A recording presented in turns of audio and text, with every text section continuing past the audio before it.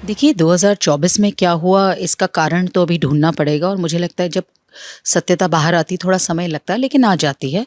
लेकिन अभी वो उस इतिहास हो चुका है और मैं कभी किसी चीज़ से दुखी नहीं होती क्योंकि मैं भारतीय जनता पार्टी की कार्यकर्ता हूँ। हमारे प्रधानमंत्री नरेंद्र मोदी जी ने जिस तरीके से देश के लिए काम किया है, कहीं पे भी जाके कार्यकर्ता रूपी समर्पण करना है तो मैं ज़रूर करूँगी। लेकिन 2024 में जो हुआ ये सीट कांग्रेस का गढ़ हमने तोड़ के भाजपा की बनाई थी और फिर से कहीं न कहीं हमारी चूक हो गई होगी एक कार्यकर्ता के रूप से भी, तो हम ज़्यादा मेहनत करके फिर से ये सीट भारतीय जनता पार्टी की बना के देश में ताकत बढ़ाएँगे। नहीं, बिल्कुल नहीं। आशंका होती तो मैं इस रूप से काम करती। मैंने तो अपना नॉन स्टॉप काम करना अभी भी वही है, स्वभाव वही है और मुझे लगता है भारतीय जनता पार्टी के कार्यकर्ता का स्वभाव ही अविरत काम कर रहा है। इसलिए हम कहते हैं ना चरैवेति, चरैवेति, चरैवेति, हम चलते रहते हैं। नहीं, नहीं, मैं ऐसे कुछ ये लगता और वो लगता पे कभी भी मैं उस इतिहास में जाती नहीं हूँ क्योंकि बीजेपी में पूनम या कोई और नाम नहीं होता और जो मैंने सीखा है कि संगठन सर्वोपरि है। मेहनत अपने हिसाब से कार्यकर्ता आप एक कोई आदमी एक कार्यकर्ता काम नहीं करता, उसके लिए पीछे बहुत सारे कार्यकर्ताओं की मेहनत होती है, पार्टी की मेहनत होती है, जनता आप पे विश्वास रखती है। तो चुनाव सिर्फ एक आदमी से सेंट्रिक नहीं होता, उसमें असंख्य लोगों की, अनगिनत लोगों की मेहनत का ये होता है। तो कहीं ना कहीं जाके समीकरण थोड़े महाराष्ट्र में बदल गए थे, नहीं तो ये सीट हम जीत पाते। नहीं, नहीं, मैं आश्वासन मांगती भी नहीं, मैं कोई जी नहीं, बात तो अभी भी होती रहती है। मेरा काम ही है कि कुछ चुनाव क्षेत्र में कोई तकलीफ हो रही है, कहाँ किसी अच्छे आदमी को टिकट मिले, मैं अपना काम छोड़ती नहीं हूँ। लेकिन आने वाले समय में महाराष्ट्र में अभी महायुति की सरकार कैसे बने और जनता के लिए जो हम काम कर रहे हैं, जिस रूप से परिणाम मिल रहे हैं और प्यार मिल रहा है, उसका और हम समर्थन लेके 20 तारीख को जब चुनाव होंगे, सो 23 में फिर से भारतीय जनता पार्टी महायुति की सरकार बने और जनता के लिए हम काम करने की तैयारी है।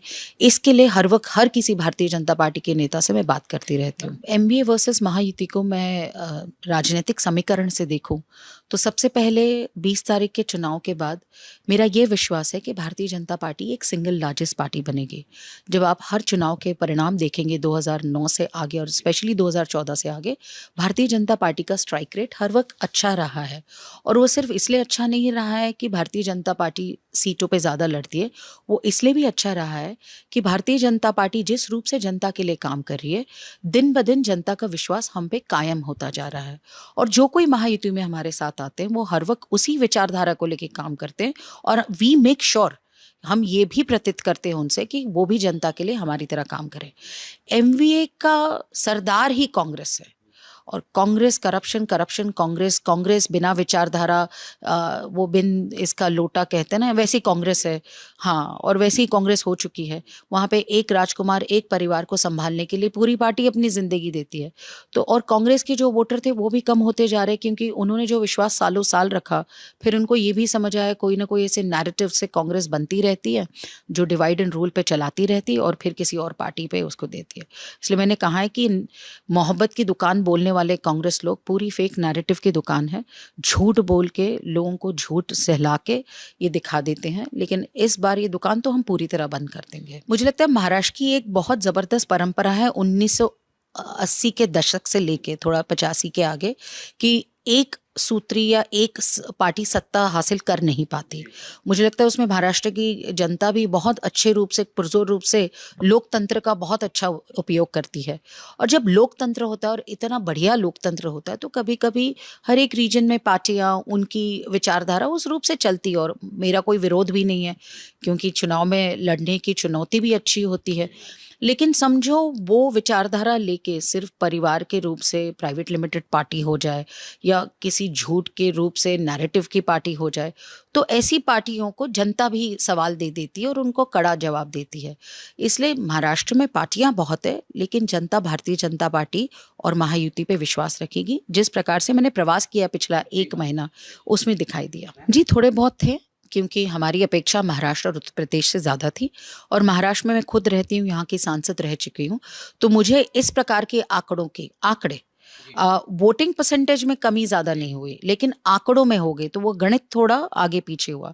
लेकिन उससे सीख लेके हमें पता चला कि आप जनता को एक बार झूठ कह के उनके आंखों पे पट्टी बांध सकते हैं, और ये वही विचारधारा है कांग्रेस जो सफ़ेद आंखों पे पट्टी बांधी है, लेकिन सारे कपड़े लेफ्ट की विचारधारा लेके लाल कपड़े पहन के घूम रही है। तो उनकी खुद की कोई विचारधारा तो है ही नहीं, भाड़े से कुछ लेके रहते हैं और फिर एक परिवार को चलाने के लिए पार्टी चलती है। तो ये थोड़ा बहुत इम्पैक्ट महाराष्ट्र में हुआ, हम मानते हैं। लेकिन जब मैं जनता में घूमी पिछला 1 महीना, ये सारा धुल गया था। जनता कह रही थी ये सिर्फ वैसे ही कहानी सुनाते हैं और यही चलाते रहते हैं, जात पात धर्म। कट एंड पेस्ट कहते हैं उसको। हाँ, माफ़ करिए मैंने आपके सवाल को रुकाया, क्योंकि उसका जवाब ही वही है कि कांग्रेस ने जो मैनिफेस्टो बनाया वो भारतीय जनता पार्टी का कट एंड पेस्ट करके बनाया हुआ है। तो अभी ये कट एंड पेस्ट की आदत कांग्रेस की कभी जाती नहीं, क्योंकि यहाँ कुछ मतलब विचारधारा तो है नहीं, विचार करने की ताकत नहीं है। यही ढूंढते हैं कहाँ से चैट जीपीटी के रूप से यहाँ वहाँ निकाल के भाषण के मुद्दे बनाओ, भारतीय जनता पार्टी के काम अच्छे चल रहे हैं वही कट एंड पेस्ट लगाओ। जनता समझती है सब, और मुझे दुख इस बात का है कि कांग्रेस इतनी ग्रैंड ओल्ड पार्टी होके भी वो जनता को समझ नहीं पा रही। उनको लगता है कि वो जनता को कैसे भी बना सकती है। तो जनता बहुत होशियार है। इस लोकतंत्र की ताकत ही भारत की जनता है, महाराष्ट्र की जनता है, और वो पक्का पुरजोर उसका विरोध करेगी और करारा जवाब देगी उनको। विपक्ष क्या भारतीय जनता पार्टी के ड्राइंग रूम में बैठा था कि उन्होंने बोला ये अभी हुई और तभी हुई? ये सब राजनीतिक मुद्दे छोड़िए। भारतीय जनता पार्टी लाडली बहन योजना के पहले भी युवाओं के लिए कौशल विकास योजना की हैं, लड़कियों को मदद करने की, सिलेंडर की योजना हो, सिलेंडर जल्दी और मुफ्त में मिले, बहुत सारी चीज़ें हम कर रही है। आज लाडली बहन योजना का सबसे बड़ा बेस 2014 में आदरणीय मोदी जी ने किया था, जन धन योजना। नहीं तो अभी भी कोई बिचौलियाँ मिल जाता, महिलाओं को पैसे नहीं मिलते, ये सब हो जाता। आज मैं महाराष्ट्र में फिर से मैं युवाओं और महिलाओं को ही मिल रही थी। युवाओं में बहुत अच्छा समर्थन दिखा और महिलाओं में कह रही थी कि खुश रहो। और ये पैसे, इस पे इन्होंने राजनीति की। अभी तो हम 2100 रुपये देने वाले हैं, 1500 रुपये क्या होते हैं? अभी जो बड़ी बड़ी गाड़ियों में घूमते हैं उनको 1500 रुपये। महिला बड़ी गाड़ी में घूमे, छोटी गाड़ी में घूमे, गरीब रहे अमीर रहे, वो जानती है 1500 रुपये का महत्व क्या होता है। और उस 1500 रुपये को हम अपने समर्पण रूप से उस महिला को दे रहे हैं और उसको सक्षम कर रहे हैं। उसको पैसे दे के कहीं रुका नहीं रहे हैं। बहुत सारी महिलाओं ने अपने बिजनेस शुरू किया है, साथ में सेल्फ हेल्प ग्रुप का काम हो रहा है और वो खुश है। तो आप उनकी खुशी नहीं देख पाते? ये मैं कांग्रेस को सवाल पूछना चाहती हूँ। देखिए, हम इसको चुनाव के फैक्टर से देखते नहीं, हम अपने विचार के फैक्टर से देखते हैं। लाडली बहन से आशीर्वाद मिलेगा, लेकिन लाडली बहन उसमें से ऐसे बहुत सारी बहनें थी जिनको घर मिले मोदी जी के हिसाब से, उसके बाद उन सबको बैंक अकाउंट मिले, डायरेक्ट बेनिफिट ट्रांसफ़र मिले। ट्राइबल एरिया में जो हमारी लड़कियां जो पढ़ रही हैं उनको पैसे वहाँ से सीधा डायरेक्ट बेनिफिट। तो ऐसी सारी चीज़ें बहुत समय से हो रही है, कोई 3 महीने पहले या 6 महीने पहले की बातें नहीं होती। हर वक्त हम नई नई योजनाओं से लोगों के साथ जुड़ रहे हैं। ये समर्पण 10 साल का है, ये 3 महीने का नहीं। हम थोड़ी कांग्रेस वाले कि हिमाचल में कह दिया बैंकरप्ट हो गई सरकार, पैसे तो किसी के खाते में नहीं गए। तेलंगाना में महालक्ष्मी कहाँ, वो बेचारी लक्ष्मी के पास पैसे नहीं दिए, खुद के पॉकेट में पैसे रखें। कर्नाटक में आप देख रहे हैं कि नेता अपनी अपनी ज़मीनें हड़प रहे हैं लेकिन कुछ नहीं कर रहे।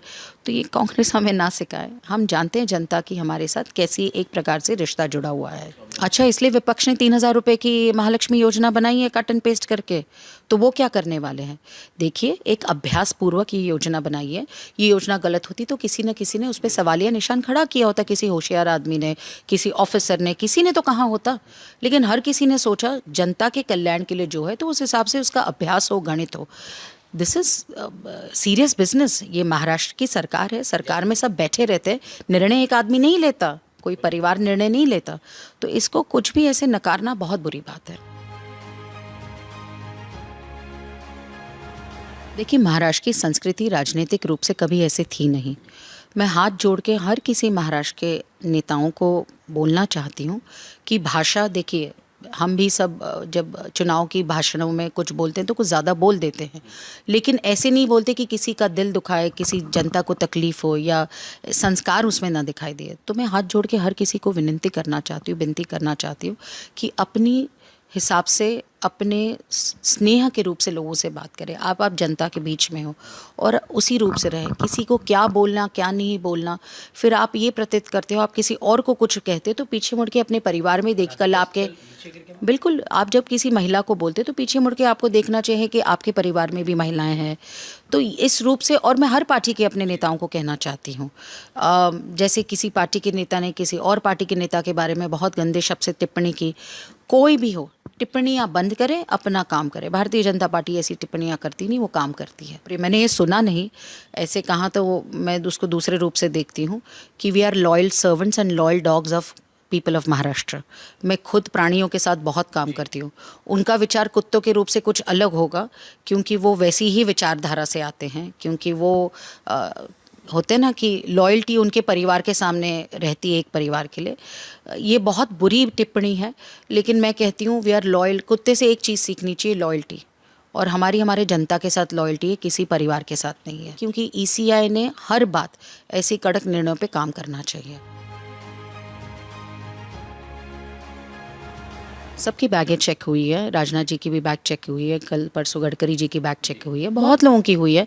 मुझे भी बहुत बार रुकाया गया था, मेरे चुनाव में गाड़ी खोली गई थी, सब चेक किया था। देखिए, जब ईसीआई चुनाव लेती है, निष्पक्ष रूप से वहाँ के अधिकारी काम देखते हैं, और इसको आप निष्पक्ष रूप से ही देखें तो अच्छा रहेगा। मैंने परसों ही कहा कि मैं उनका सम्मान करती हूँ, मल्लिकार्जुन खड़गे जी का, क्योंकि वो उम्र से बड़े हैं, एक अच्छे अध्यक्ष है, एक बड़ी पार्टी के अध्यक्ष है। लेकिन जो सफ़ेद कपड़े लेके वो अपने भारत की संस्कृति के, गेरुआ रंग हमारी संस्कृति से जुड़ा हुआ है, हमारी धर्म से जुड़ा हुआ है, हमारी विचारधारा से जुड़ा है, और हमारे देश के झंडे से जुड़ा हुआ है। उस गेरुआ रंग के खिलाफ जब बोलते तो मैं उनको इतना ही पूछना चाहती हूँ, जो सफ़ेद कपड़े पे आपने अपने ऊपर अर्बन नक्सल विचार करने वाले लेफ़्ट की विचारधारा का जो लाल रंग लगाया है, उसका जवाब कभी आप देंगे? उसका मैं जवाब मांगूंगी। 2014 से लेकर 2019 में भी काम करती थी महाराष्ट्र सरकार के साथ। ये सारे बिग टिकट प्रोजेक्ट्स 2019 में तैयार हो गए थे, और जो दुखद हुआ और जिस प्रकार से पार्टी के साथ राजनीतिक रूप से जो दुखद परिणाम हुए, उसमें सारे प्रोजेक्ट जो हमने किए थे उसका सब उद्घाटन ही करना था। नींव तो हमने रखी थी, काम हमने रखा था, और फिर 2022 के बाद हमने नए और प्रोजेक्ट्स लिए। तो ये जनता भी जानती, मुंबई और महाराष्ट्र की, कि ये सब झूठ कहलाते हैं। इस झूठ पे कोई विश्वास रखने की बात नहीं है। मैं इस पे विश्वास रखती नहीं हूँ। हम ऐसी विचारधारा से आए, हर एक मंत्री, हर कोई महाराष्ट्र की जनता के लिए समर्पित भाव से है, और गृह मंत्रालय भी निष्पक्ष रूप से, और स्पेशली हमारी बहू बेटियां हमारे लिए बहुत ज़रूरी है। हमारी बेटियां उतनी ही ज़रूरी जितने बेटे ज़रूरी है। इस देश के भविष्य की बात, सबसे ज़्यादा बेटियां अच्छा पढ़ती है, आगे बढ़ती है, तो उनकी सुरक्षा हमारे लिए सर्वोपरि है, और वही सुरक्षा लेके हम चलेंगे। मुझे लगता है इस पर जानकारी जो चल रहा है, इंक्वायरी, उस इंक्वायरी को देखा जाए। मैं इस पर ज़्यादा टिप्पणी नहीं करना चाहती। देखिए, मैंने कहा था, और मैंने भाषणों में भी कहा है, एक मीटिंग में कहा है, लेकिन जब मेरे पास और सबूत आएंगे तो ज़रूर बोलूँगी। लेकिन इसको ज़्यादा पॉलिटिकल तूल देने की ज़रूरत नहीं है। हर कोई जानते, प्रमोद जी सबके प्यारे नेता थे, और ये उस समय पे उनके साथ होना एक बहुत बड़ा अन्याय था। करूँगी ना, मैं बिल्कुल करूँगी। अभी चुनाव होने दीजिए, उसका कोई राजनीतिकरण ना हो, ये भी उस पर मैं ध्यान दे रही हूँ। मैंने ऐसे कभी नहीं कहा, लेकिन मैंने कहा कोई ना कोई साजिश ज़रूर है, और उस पर हम ज़रूर ध्यान देंगे। देखिए, लोग जनता का प्यार लेने के लिए भारतीय जनता पार्टी काम कर रही है। ये देखिए, जब कुछ जवाब आपको देने नहीं होते कि आपने क्यों ये 2019 में क्या हुआ, 2022 में आपने क्या किया, 2024 में क्या कर रहे हैं, जब सवाल का आपके पास जवाब नहीं हो तो आप दूसरे चीज़ को तूल देते हैं। उसको तो जनता भी तूल नहीं दे रही है। तो मुझे लगता है इसको हम खारिज करें और आगे बढ़ें। बिल्कुल कॉन्फिडेंस है, क्योंकि महाराष्ट्र में जिस प्रकार से मैंने प्रवास किया, हर रीजन में मैं जाके आई हूँ, हर किसी को मिली हूँ, और उससे मुझे पता चला कि जनता, महिला, किसान और हमारे युवा हर कोई खुश हैं। वो चाहते हैं कि भारतीय जनता पार्टी और महायुति की सरकार बने, जिससे और महाराष्ट्र आगे बढ़े। हमें उसको $1 ट्रिलियन इकॉनमी बनाना है। सबसे ज़्यादा FDI महाराष्ट्र में। महाराष्ट्र में हर तरीके की ताकत है। मुंबई शहर महाराष्ट्र से जुड़ा हुआ है। महाराष्ट्र का किसान हमारे लिए ज़रूरी है। तो उस सबको आगे लेके बढ़ने के लिए मैंने वो विश्वास लोगों का महायुति पे देखा। मैं बहुत साल पहले भी बोल चुकी हूँ, और इसमें कोई BJP की सरकार ये सब फालतू जिसको राजनीति करनी करेगी, इससे ये मैं एक बेटी के रूप से कह रही हूँ, और उसको अलग रूप से मैं देख रही हूँ। तो मुझे लगता है जब कुछ और होगा तो मैं ज़रूर आपको बताऊंगी। मैं पूनम प्रमोद महाजन हूँ। मैं प्रमोद जी की बेटी हूँ। भारतीय जनता पार्टी मेरी माँ है। और इस पार्टी के लिए मैं अपनी जीवन पूरा दे दूंगी। पार्टी मुझे क्या दे नहीं दे, पार्टी ने बहुत भी दिया है, पार्टी और भी देगी, और मेरी मेहनत को मैं कभी भी कम नहीं रखूँगी। तो ये सब, जिसको मुझ पे जो अति प्रेम और अति विश्वास करने वाले दोस्त भी आपकी ज़िंदगी में ऐसे होते हैं जो ऐसी अटकलें करना चाहते हैं जिससे टीआरपी और बढ़े या कुछ और कहीं डाइवर्ट हो जाए, ये अटकलें वो चलाते रहेंगे। पूनम महाजन भारतीय जनता पार्टी से कभी टूट ही नहीं सकती। चिंता न करें, सबसे पहले कार्यकर्ता रूप से भारतीय जनता पार्टी की सरकार आए, उसके बाद कॉर्पोरेशन इलेक्शन होंगे। मुंबई के लिए बहुत ज़रूरी है, मुंबई की जनता के लिए, उसके लिए चुनाव के लिए काम करना बहुत ज़रूरी है। तो ये बहुत सारी रणनीतियाँ सामने हैं जो हम सबको साथ में मिलकर करनी है। जो अच्छे रूप से हम जीतेंगे, उसके बाद महायुति का सीएम तीनों पार्टियां मिलके अच्छे रूप से, निष्पक्ष रूप से, लोकतांत्रिक रूप से सीएम बनेगा जो महाराष्ट्र की जनता को आगे ले चलेंगे। मैं आंकड़ों के गणित करती नहीं हूँ, मैं जानती हूँ कि Bharatiya Janata party single largest party होगी, ये मेरा विश्वास है। नहीं, मैंने आपको इस सवाल का भी जवाब दिया था। मैं पूरे महाराष्ट्र घूमी हूँ जी, कहीं गणित थोड़ा आगे पीछे सीटों पे हुआ, वोटों पे नहीं हुआ। और जो कोई वोटों पे हुआ वो जाति धर्म में बांटने के वोटों पे हुआ जो कांग्रेस ने किया। अभी वो लोग भी वापस आके कह रहे हैं कि हमें हमारा हक चाहिए, हमें हमारी अच्छी ज़िंदगी चाहिए और विकास चाहिए। उसी रूप से हम लोगों तक पहुँचे। मैं इसको शब्दों के रूप से नहीं देख रही हूँ, मैं इसको कैलकुलेशन के रूप से देख रही हूँ। और कभी कभी भारत के कुछ नागरिकों को कुछ अलग थलग बोल के उनको गुमराह करने की कांग्रेस की पहले से आदत है, और वो उनको वोट बैंक पॉलिटिक्स खुद ही कहते हैं। तो ये वोट बैंक पॉलिटिक्स इस बार हम होने नहीं देंगे, क्योंकि फ़ायदा सबका है। हम सब एक रहेंगे तो सेफ रहेंगे और महाराष्ट्र में आगे बढ़ेंगे। भारत की हर एक जनता, भारतीय नागरिक जो भारत पे प्यार करता है, वो एक रहेगा तो ही सेफ रहेगा। नहीं तो ऐसी बहुत सारी ताकतें हैं जो भारत को तोड़ने के लिए लगी हुई है, विचारधारा से भी और बहुत सारी बातों से। तो मुझे लगता है जो प्रधानमंत्री जी बोल रहे हैं वो हर किसी ने उस रूप से ही देखना चाहिए। देखिए, प्रमोद जी के समय की युति अलग थी, विचारधारा अलग थी, उसके बाद बहुत साल हुए, हर किसी का अपना अपना एक एजेंडा, ईगो, बहुत कुछ होता है। और अभी क्या कहते हैं, पानी अभी बहुत सर के ऊपर चला गया है। तो जब जो होगा देखा जाएगा। अभी हमारा चुनाव परिणाम भारतीय जनता पार्टी सबसे ज़्यादा वोट लाए, लोगों का सबसे ज़्यादा समर्थन ले, और हम सरकार बना के हम अपने आगे और बिग टिकट प्रोजेक्ट्स महाराष्ट्र के लिए करें। मैं अपने लिए इच्छुक नहीं, मैं इच्छुक इसलिए हूँ कि भारतीय जनता पार्टी, मैं भारतीय जनता पार्टी की कार्यकर्ता हूँ।